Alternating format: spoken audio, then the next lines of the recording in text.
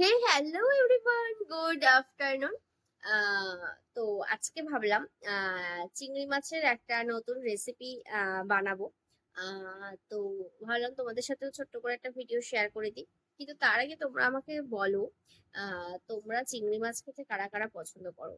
আমি কিন্তু ভীষণ পছন্দ করি। তো চিংড়ি মাছের নাম শুনলেই হচ্ছে আমার জিভে জল চলে আসে, এরকম একটা ব্যাপার। কিন্তু না, ওই একঘেয়েমি ঝোল বা ভাপা ওটা তো নর্মালি সবার বাড়িতেই হয়, আর ওর জিনিসটা আমরা প্রায়ই খাই। তো আর ওই জিনিসটা খেতে ভালো লাগছে না।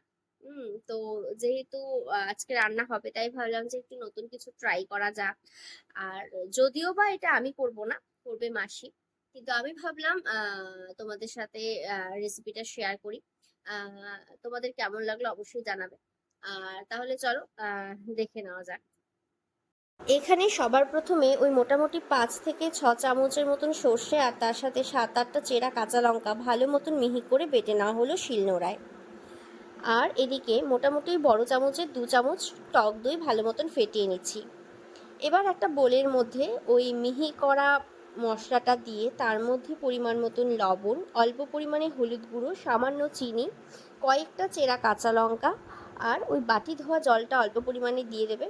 তার মধ্যে আগের থেকে লবণ হলুদ মাখানো চিংড়ি মাছটা দিয়ে পরিমাণ মতন সর্ষের তেল, মানে সর্ষের তেলের পরিমাণটা কিন্তু একটু বেশি রাখার চেষ্টা করবে, দিয়ে ভালো মতন পুরো মিশ্রণটাকে মাখিয়ে রেখে দেবে 20 মিনিটের জন্য। 15 থেকে 20 মিনিট রাখলেই হবে। এদিকে কুমড়ো পাতা ভালো মতন জল দিয়ে ধুয়ে নেওয়া হলো, তার মধ্যে ওই মিশ্রণটাকে দিয়ে ওপর থেকে আবারও চেরা একটা কাঁচা লঙ্কা আর আবারও সামান্য পরিমাণে সর্ষের তেল দিয়ে ভালো মতন মুড়ি সুতোর সাহায্যে বেঁধে নেওয়া হলো।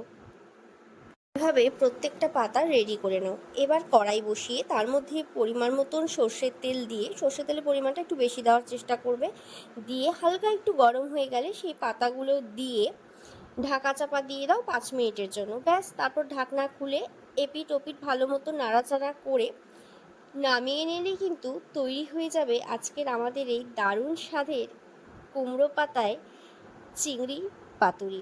কেমন লাগলো আজকের রেসিপি অবশ্যই কিন্তু জানিও। আর হ্যাঁ, গরম গরম ভাতের সাথে কিন্তু খেতে দুর্দান্ত লেগেছিল। যারা এখনও ট্রাই করোনি অবশ্যই ট্রাই করবে, তারপর আমাকে জানাবে।